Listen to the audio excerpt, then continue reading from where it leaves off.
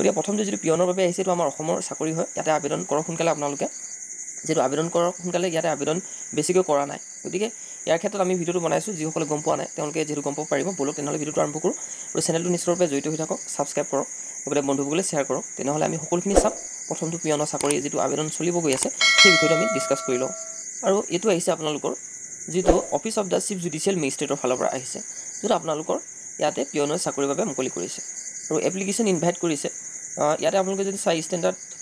in the standard form of application filling up vacant post এই পোষ্টখিনি আপোনালোকে apply কৰিবৰ কাৰণে ষ্টেণ্ডাৰ্ড ফৰ্ম লাগিব যিটো আপোনালোকে ভেকেণ্ট পোষ্টখিনি যিখিনি হাইলাইটেড টেবুল ইয়াতে আপোনালোকৰ যি খালী থাকিব সেই সকলোখিনি ষ্টেণ্ডাৰ্ড ফৰ্মত আপোনালোকে ফিল আপ কৰিব লাগিব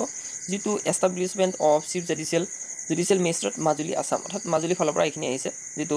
আপোনালোকৰ কিন্তু ইয়াতে পদৰ সংখ্যা একেবাৰে কম বহুতে এই ভুল ইয়াতে মোক সোধে যে এটা পদৰ কাৰণে আমি এপ্লাই কৰোঁ নে নকৰোঁ ইয়াতে চাওক যিমানটা পদ নাথাকক আপোনালোকে এপ্লাই কৰি যাব লাগে প্ৰথমটো হৈছে যিটো পিয়নৰ কাৰণে নাম্বাৰ অফ পোষ্ট এটা আছে যিহেতু আনৰিজাৰ্ভ কেটেগৰী হয় লগতে ইয়াতে দৰমহাটো যথেষ্ট ভাল 12,000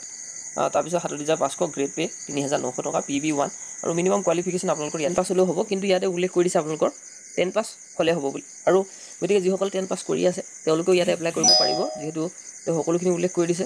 আৰু লগতে কেনেধৰণে এপ্লাই কৰিব আপোনালোকে এইখিনি ফিল আপ কৰিবৰ কাৰণে আপোনালোকে ষ্টেণ্ডাৰ্ড ফৰ্মখনত যিটো আপোনালোকে ব্লক লেটাৰ ইউজ কৰিব লাগিব ব্লেক পেন বা অথবা ব্লু কলমে ব্যৱহাৰ কৰিব লাগিব আৰু recent passport size colour photograph লাগিব আৰু লগতে ইয়াতে আপোনালোকৰ 2 কপি পাছপোৰ্ট চাইজ ফটোগ্ৰাফ ইয়াতে দিব লাগিব আৰু সিগনেচাৰ দিব লাগিব যিটো আপোনালোকৰ ষ্টেণ্ডাৰ্ড ফৰ্মৰ সাইডতে এটা খালী বক্স থাকে তাতে আপোনালোকে ফিল আপ কৰিব লাগিব আৰু ইয়াতে আপোনালোকৰ এপ্লিকেশ্যন ফৰ্মখনত এই সাৰ্টিফিকেট দিব লাগিব আৰু লগতে education qualification certificate caste certificate লগতে ইয়াতে competent authority employment exchange registration certificate তাৰপিছত আপোনালোকৰ forwarding in caste of application through personal experience certificate লগতে if any must be send by post to the office of the chief judicial magistrate লগতে ইয়াতে আপোনালোকে mention কৰিব লাগিব যিটো office of the chief judicial magistrate যিটো আপোনালোকৰ এড্ৰেছটো ইয়াতে উল্লেখ কৰি দিছে মাজুলী পোষ্ট অফিচ গড়ামূৰ সত্ৰ আৰু ইয়াতে পিন নম্বৰ উল্লেখ কৰিছে ডিষ্ট্ৰিক্ট মাজুলী আছাম লগতে আপোনালোকে ড্ৰপ বক্সত পঠিয়াব পাৰে যিটো আপোনালোকে এইখিনি উল্লেখ কৰি দিছে আৰু ইয়াতে আপোনালোকৰ এইখিনি পদৰ কাৰণে এপ্লাই কৰিবৰ কাৰণে যিটো আপোনালোকৰ ৱৰ্কিং অন বিফ'ৰ 31/5/2024 বুলি এই ডেটটো উল্লেখ কৰিছে আৰু 18ৰ পৰা আপোনালোকৰ বয়সটো হ'ব লাগিব 40 বছৰ বয়সলৈকে তাতকৈ বৃদ্ধি হ'লে নহ'ব এই ৰিলেক্সেশ্যনো ইয়াতে ধুনীয়াকৈ উল্লেখ কৰি দিছে সকলোবিলাক আৰু লগতে যিহেতু আপোনালোকে জানে চলিত যাকৈ নতুন চাকৰি আহি আছে তাৰ বাবে সকলোখিনি আপডেট দিয়া হৈছে আৰু লগতে অসম গ্ৰামীণ বিকাশ বেংকতো ভালেখিনি 5,500 পদ অহাৰ সম্ভাৱনা হৈ আছে যিটো সকলোখিনি কেলেণ্ডাৰ আপোনালোকৰ মাজত প্ৰকাশ কৰি থকা হৈছে লগতে ইয়াতে মোক বহুতে সুধিছিলে যে যি 40,000 চাকৰি আহি আছে এইখিনি ইণ্ডিয়া পোষ্ট অফিচৰ ফালৰ পৰা আৰু ইয়াতে আপোনালোকৰ কাষ্ট চাৰ্টিফিকেট বা কি ইনকম চাৰ্টিফিকেটটো আপোনালোকৰ নিজৰ নাথাকে যিহেতু দেউতা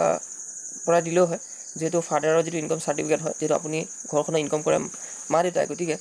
দেউতাকৰ ইনকম চাৰ্টিফিকেটখন ইয়াতে আপোনালোকে দিলেই হ'ব বহুতে মোক সুধিছিলে আমাৰ নিজৰ লাগিব নেকি নিজৰ নালাগে আৰু লগতে এই 40,000 চাকৰিৰ কাৰণে খুব সোনকালে এপ্লাই হ'বলৈ গৈ আছে যিহেতু 15 জুনত আপোনালোকৰ এপ্লাই হ'ব গতিকে আমাৰ চেনেলৰ লগত জড়িত হৈ থাকক আৰু লগতে অসম গ্ৰামীণ বিকাশ বেংকৰ আগষ্টত পৰীক্ষা হ'ব আৰু এপ্লাই হ'ব এই কেইদিনৰ ভিতৰতে গতিকে সেইখিনি আপডেট দি থকা হৈছে আৰু নতুন চাকৰিৰ বিষয় লৈ খবৰ পাবৰ কাৰণে আমাৰ চেনেলৰ লগত জড়িত হৈ থাকিব তো ভিডিঅ'টো ইমানতে সমাপ্ত কৰিছোঁ আশা কৰোঁ আপোনালোকে যিটো পিয়নৰ চাকৰি আহিছে এইখিনি এপ্লাই কৰিব আৰু নতুন যিবিলাক পদ আহিব লগা হৈ আছে এই বিষয়ে আপোনালোকে গম পাই থাকিব পাৰিব তো চেনেলটোৰ লগত ছাবস্ক্ৰাইব কৰি ৰাখক আৰু জইন হৈ থাকক